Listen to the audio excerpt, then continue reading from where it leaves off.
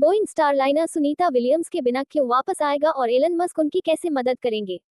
भारतीय मूल की अंतरिक्ष यात्री सुनीता विलियम्स और उनके नासा सहयोगी बुच विल्मोर अब अगले साल अरबपति एलन मस्क की स्पेसएक्स के साथ स्वदेश लौटेंगे। भारतीय मूल की अंतरिक्ष यात्री सुनीता विलियम्स और उनके नासा सहयोगी बुच विल्मोर, जो जून में संकटग्रस्त बोइंग के स्टारलाइनर पर सवार होकर अंतर्राष्ट्रीय अंतरिक्ष स्टेशन इस पहुंचे थे, अगले साल अरबपति एलन मस्क की स्पेसएक्स के साथ स्वदेश लौटेंगे।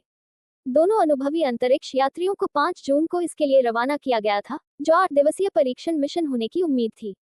हालांकि बोइंग अंतरिक्ष यान के थ्रस्टर की खराबी के कारण उनकी घर वापसी में हफ्तों की देरी हुई और नासा ने शनिवार को घोषणा की कि वे अगले साल फरवरी में पृथ्वी पर वापस आएंगे।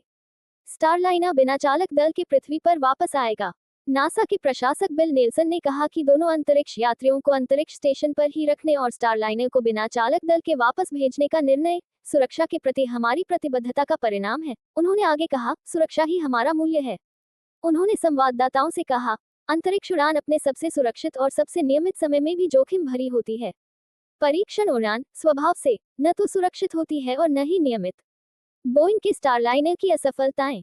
कई वर्षों की देरी के बाद बोइंग के स्टारलाइनर ने आखिरकार 5 जून को सुनीता विलियम्स और बुच विल्मोर, दोनों पूर्व सैन्य परीक्षण पायलटों को लेकर अंतरिक्ष स्टेशन के लिए उड़ान भरी।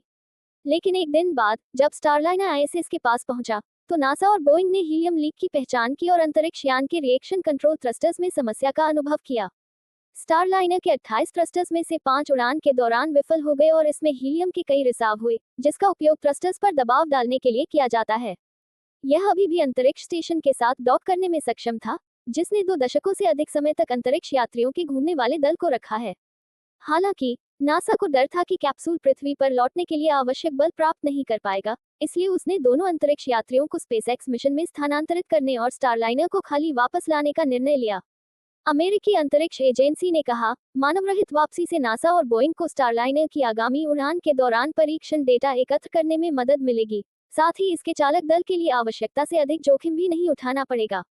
स्टारलाइनर अब सितंबर के प्रारंभ में बिना चालक दल के आईएसएस से अलग हो जाएगा। नई योजना के तहत स्पेसएक्स क्रू 9 मिशन सितंबर के अंत में उड़ान भरेगा, जब स्टारलाइनर पृथ्वी की ओर बढ़ जाएगा और आईएसएस पर एक डॉकिंग पोर्ट खाली हो जाएगा।